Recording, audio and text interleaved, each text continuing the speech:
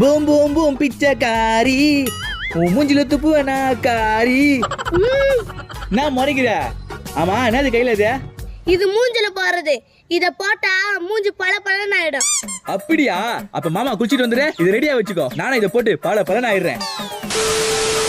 இந்த பெப்பி காயில வச்சு உன்னை என்ன பண்ற பாரு.